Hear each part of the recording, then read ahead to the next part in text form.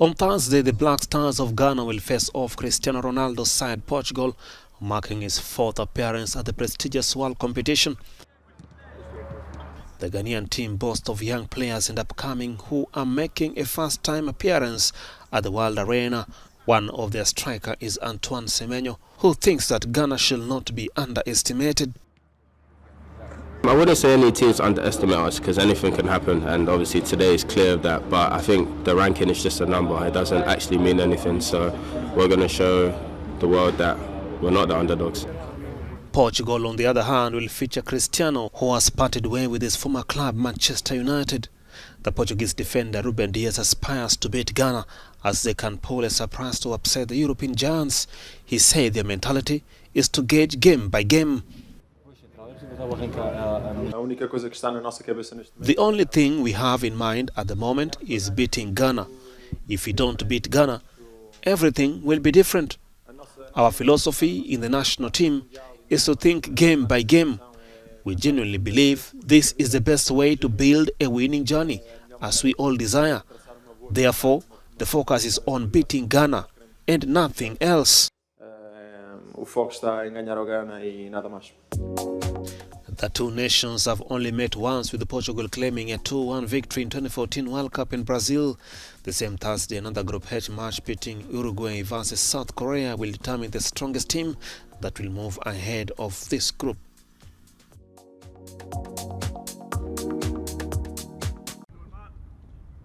The indomitable Lions of Cameroon will on Thursday play their first game at the 2022 World Cup.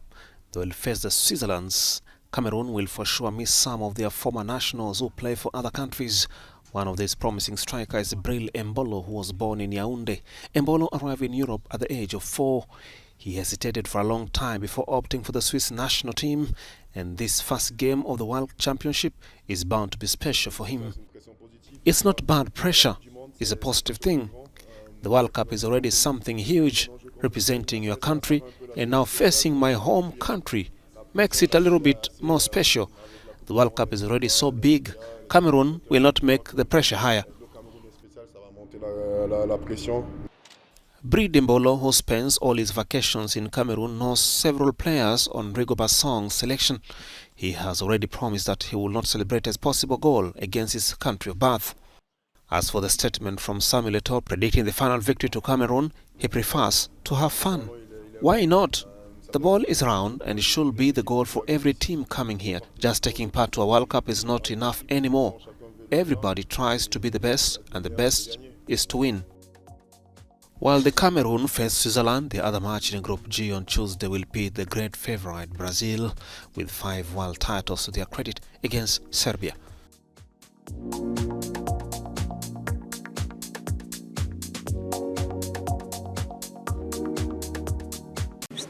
The Angolan Minister of Foreign Affairs on Wednesday confirmed an agreement had been reached for an immediate ceasefire from Friday at 6 p.m. in the Eastern Democratic Republic of Congo at the end of a summit in Luanda. Congolese President Felix Tshisekedi met with the Rwanda Foreign Minister Vincent Biruta in the absence of President Paul Kagame to try to end the recent tension in Eastern DRC after the failure of a ceasefire agreement reached in July. The parties also agreed to demand for immediate withdrawal of the M23 rebels from the occupied areas. The Eastern DRC has been plagued for nearly 30 years by violence from armed groups, many of them inherited from wars that has stained the region in the wake of 1994 Rwandan genocide. Comoros' former president, Ahmed Abdallah Sambi, did not attend the second day of his high treason trial on Tuesday, as lawyers said there were no guarantees he would be judged fairly. The 64-year-old Sambi, the main opponent to current president Azali Assoumani, faces charges related to the alleged sale of Comoran passports. How can we rely on a non-existent text to engage Sambi's criminal liability? This is why he himself considered that a fair trial, notwithstanding what the colleagues said in particular on the challenge, all these elements together meant that he considered the guarantees of a fair trial were not met, and he decided to leave.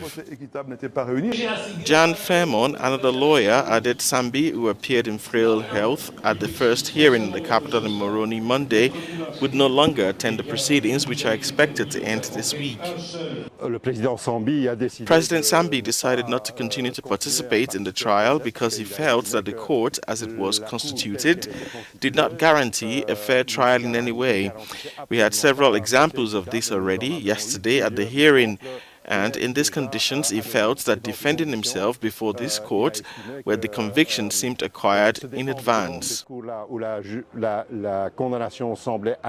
Sambi, who led the small Indian Ocean archipelago, has already spent 4 years behind bars, despite the law limiting pre-trial detention to a maximum of 8 months.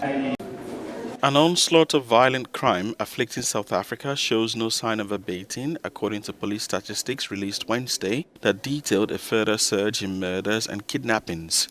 Rapes against women and children also recorded a huge jump.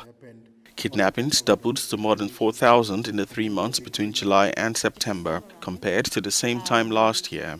Carjackings rose 24% to more than 6,000. Ladies and gentlemen, the crime statistics again show that we as communities continue to fail to protect some of the most vulnerable in society, our children. Shockingly, in just 6 months, 558 children were killed in South Africa from April to the end of September 2022.